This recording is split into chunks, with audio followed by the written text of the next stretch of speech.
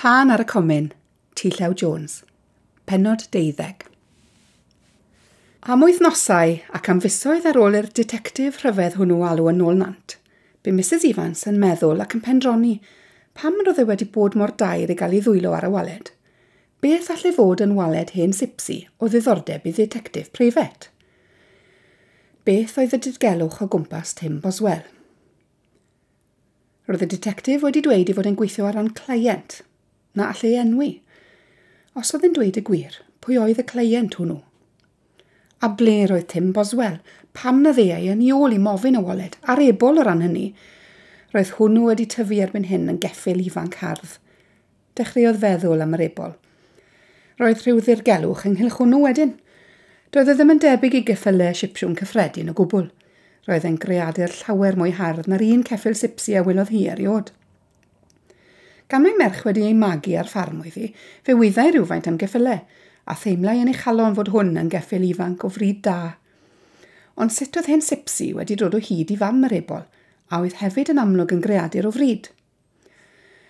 Byddai'n dda gan Mrs Ifans, pe bai Tim yn dod nôl yn fuan i hawlio'r ebol, oherwydd gofidiau fod ei merch Megan yn dechrau mynd yn rhy hoff ohono o lawer. Ofnau y byddai gorfod madel ar ceffil ifanc yn torri calon Megan os na ddeiau'r perchenog i'w mofyn cyn bo hir. Roedd yr uneth wedi mynd yn fwy hoff ohono bob dydd. Fe wyddai Mrs Ifans yn iawn fod Tim hwyrach yn cadw draw am fod ofn y polis arno. Ond roedd hi'n synnu ei fod wedi gallu cadw draw mor hir. Oedd rhywbeth wedi digwydd iddo, a ddeiau byth. Un prynhawn pan oedd Mrs Ifans yn glanhau'r llofft, a'i gŵr ar gwas allan ar y tir yn Narrated, oherwydd roedd hi'n wanwyn unwaith eto yn Sir Benfro, a Megan a Gwilym yn yr ysgol, fe aeth hi ddror y bwrdd gwisgo neu stafell Llywelyn hi a'i gŵr, a thynodd allan y waled. Gosododd hi ar y bwrdd o'i blaen ac eistedd i lawr. Bu'n edrych yn hir ar hen leder treiliedig y waled. Yna, agorodd hi, a thynnu allan yr amlen holl bwysig. Pa gyfrinachau oedd ynddi? Fe deimlai'n eog i bod hi wedi mentro i thynnu allan o gwbl. Byddai ei gŵr yn siŵr o'i beio am fus nesaf pe bain ei hagor. Yna, roedd ei bys tenau wedi mynd i mewn o dan y sêl a'i dorri. Roedd hi wedi agor yr amlen. Edrychodd ar ei llun yn rych y bwrdd gwisgo. Roedd golwg eog fel lleidir arni meddyliodd. Fe gwelodd ei hun yn gwrido. Ond wedi mentro mor bell, roedd hi'n benderfynol o weld beth oedd cynnwys yr amlen. Roedd ei bysedd i mewn a chyffwrdd â nifer o bapurau. Tynnodd hwy allan. Roedd yno 3 darn o bapur gwahanol. Rhyw ddarn go fychan oedd un ohonynt, a hwnnw wedi melynu gan oed. Agorodd hwnnw'n gyntaf. Rhyw fath o dystysgrif, a llun ceffil hardd uwch ben yr ysgrifen. Darllenodd yr ysgrifen. Caron Queen by Black Prince out of Fair Lady. Sgwydodd ei phen mewn pembleth, heb sylweddoli am funud beth oedd ystyr y geiriau hyn. Yna, agorodd un o'r darnau eraill o bapur. Tystysgrif oedd hwn hefyd. Tystysgrif geni Tim Boswell. Darllenodd Mrs Ifans hon yn fanwl ac yn eiddgar. 1st of March 1916, Rhos Comin, in the parish of Llandysylio. Roedd e wedi ei eni ar dir Comin y Rhos, meddyliodd, ac yn y garafan debyg iawn. Yna, edrychodd ar enwau ei rieni ar y dystysgrif. O dan y pennawd, name and maiden surname of mother, darllenodd, Sarah Phillips, formerly Boswell. Yna, dan y pennawd name and surname of father, darllenodd John Walter Phillips, officer, Queen's Royal Regiment, Bryn Brain Mansion, Llandysylio. Roedd o Mrs Ifans y papur i lawr ar y bwrdd o'i blaen. Fe deimlai'n gynhyrfus iawn. John Walter Phillips oedd unig fab yr hen gyrnol Phillips Bryn Brain, un o hen wir bonheddig Sir Benfro. Ac roedd Mrs Ifans yn cofio bod y mab wedi cael ei ladd yn Ffrainc yn ystod y rhyfel. Wel, meddyliodd, ac roedd y etifedd Bryn Brain wedi priodi Sarah Boswell y sipsi. Roedd y beth yn swnio'n anhygoel ac yn amhosib, ac eto, dyma'r dystysgrif gen i, ei mab, Walter Timothy, Tim. Cydiodd yn y trydydd darn papur ei agor, a gwelodd ar unwaith mae tystysgrif priodas ydoedd, a'r enwau ar honno yn ddi-gamsyniol oedd John Walter Phillips, Bachelor, a Sarah Boswell, Spinster. Dyna'r prawf terfynol felly, meddai Mrs Ifans wrth ei hun. Edrychodd ar y dyddiad ar y dystysgrif. Chwefror y trydydd 1915. Plygodd Mrs Ifans y 3 darn papur yn ofalus, a'i dychwelid i'r amlen. Roedd ar fi'n rhoi'r amlen yn ôl yn y waled, ond wedyn newidiodd ei meddwl a'i rhoi tu mewn i'w blows wen. Byddai'n rhaid cael lle diogel iawn i gadw'r amlen yma, meddyliodd. Pe ba'r papurau oedd y tu mewn yn mynd ar goll. Hwyrach na fydda neb yn fodlon credu bod Tim Boswell y Sipsi yn wyr i gyrnol Phillips Bryn Brain. Ceiodd y waled wedyn, ac aeth i lawr y grisiau i baratoi te. Wrth fynd, meddyliau tybed na ddylai hi ddweud y cyfan wrth ei gŵr. Fe ddylai, meddyliodd. Ac eto, fe deimlai dipyn yn eog i bod hi wedi bod yn ddigon heirllig i agor amlen gyfrinachol oedd yn perthyn i rywun arall. Wrth baratoi'r te, fe geisiodd roi trefn ar hanes rhyfedd Sarah Boswell a'r gŵr ifanc cyfoethog oedd wedi syrthio mewn cariad â hi. Cofiai eto mor brydferth ac mor osgeiddig oedd Sarah pan oedd hi'n ferch ifanc. Gallai weld ei hwyneb o flannu llygad y funud honno. Y llyged dion ar dannedd gwynion. Cofiai fel y cerddau a'i basged ar ei braich, fel dawnsreg ystwyth, ac eto gyda rhyw falchder mai Sipsi oedd hi. Rhaid bod y tifedd Bryn Brain wedi syrthio mewn cariad â hi dros ei ben a'i glistiau. Ac roedden nhw wedi priodi, yn ddirgel mwy na thebyg. Heb yn wybod yr hen gyrnol, a fydde'n sicr yn gros i'r fath priodas. Yna, roedd y gŵr ifanc wedi gorfod mynd ac ymuno ar fyddin i ymladd dros ei wlad, ac roedd e wedi cael ei ladd yn Ffrainc fel canoedd a miloedd o fechgyn eraill yn ystod y rhyfel ofnadw hwnnw. Yna, roedd Sarah wedi marw ar enedigaeth plentyn. Roedd y fam wedi marw, ond y plentyn wedi byw. Ac roedd e wedi cael ei fagu gan ei dadcu, Alf Boswell.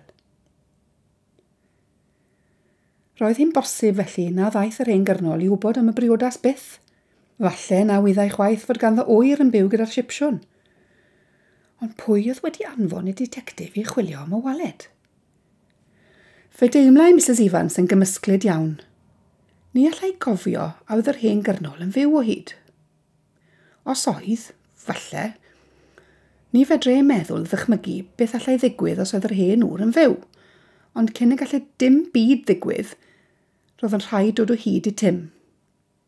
Fe wyddai wedi cael amser i feddwl y byddai rhaid dweud y cyfan wrth i'w gŵr, ond nid wrth Megan y gwilym am y tro.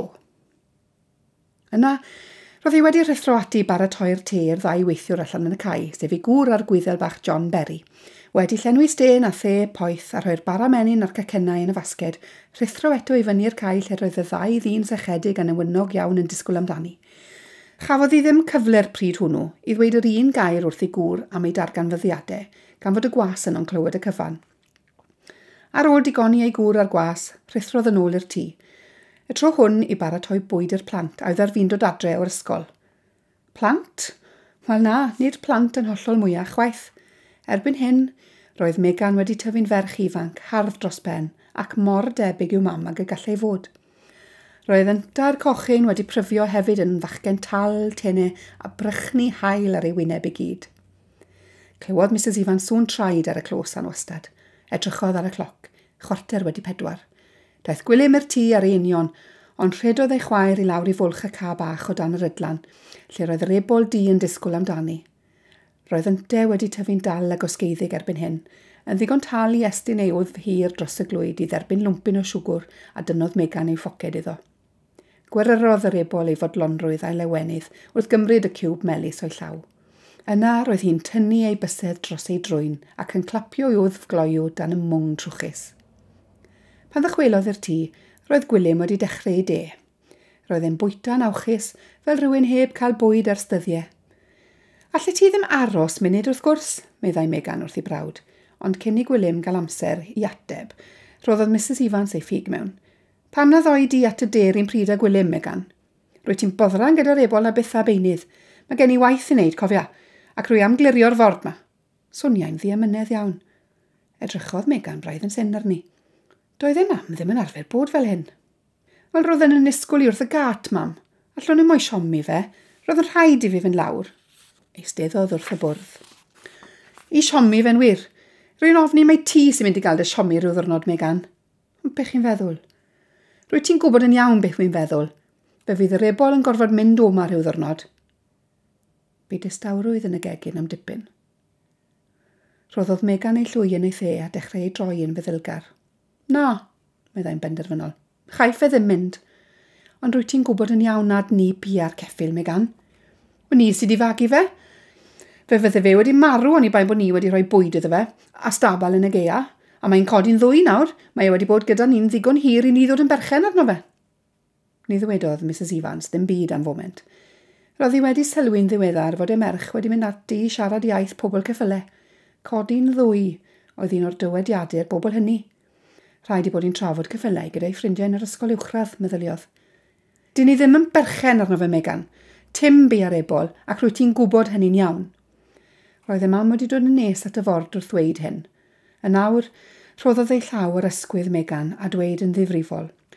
Rhyw ddwrnod, fe fydd y bachgen yna'n dod nôl I mofyn yr ebol, ac fe fydd yn mynd ag e oma.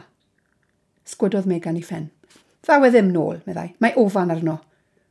Wrth gwrs, edaw e. Does dim eisiau dda fe ofan, dim byd. Dwi ddim wedi torri'r gyfraith. Fel osgodd e'r garafan yn do fe? Do, ond mae hynny'n hen arferiad gyda'r sipsiwn. Wel, os daw e nôl, bydd ddim yn cael mynd â fflach, mami. Wedi hir ddadle a thrafod, roedd teulu Dolnant wedi rhoi'r enw fflach ar yr ebol. Fe fu llawer o siarad ar yr aelwyd yn ystod y gaeaf blaenorol ynglyn â'r enw. Yn y diwedd, roedd Mrs Ifans wedi awgrymu fflach am ei fod wedi cael ei eni ar noson stormus o fellt a tharanau. Fflach y fellten, meddai Mrs Ifans yn ddifeddwl bron, ac mawr syndod iddi, roedd pawb wedi derbyn yr enw fel yr un gorau a mwyaf addas i'r ebol. Beth bynnag, meddai Megan wedyn. Fe allwn ni brynu'r ebol, cynnig arian iddo fe. Tro Mrs Ifans I ysgwyd I Pennod I nawr. Prynu'r ebol, doedd I ddim wedi meddwl am hynny. Ond fe wyddai'n iawn na allent fforddio prynu fflach. Nath einmau fel dweud hynny wrth y plant y funud honno. Doedd y ffarm ddim wedi bod yn talu ers blwyddyn ar agor, a phan fyddent ar ei pennau ei hunain, bydde hi a'i gŵr yn ceisio dyfalu pam nad oedd ei gwaith hwy fel ffermwyr yn llwyddo. Roedd ffermwyr eraill o'i cwmpas yn gwneud yn iawn, ond roedden nhw wedi cael colledion trwm, un ar ôl y llall.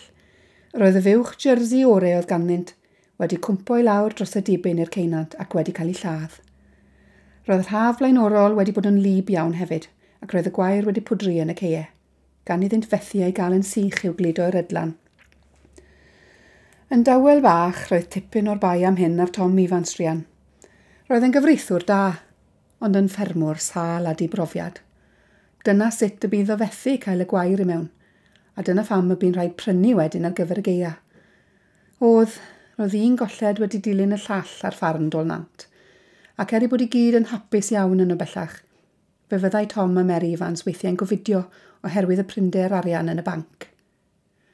Dyna pam roedd Mrs Ifans wedi ysgwyd ei ffen pan awgrymodd Megan ei bod yn prynu'r ebol. Yna, roedd y plant wedi gorffen eu te, ac wedi mynd at ei gwaith cartre, ac ni fu rhagor o siarad ynghylch yr ebol y prynhawn hwnnw.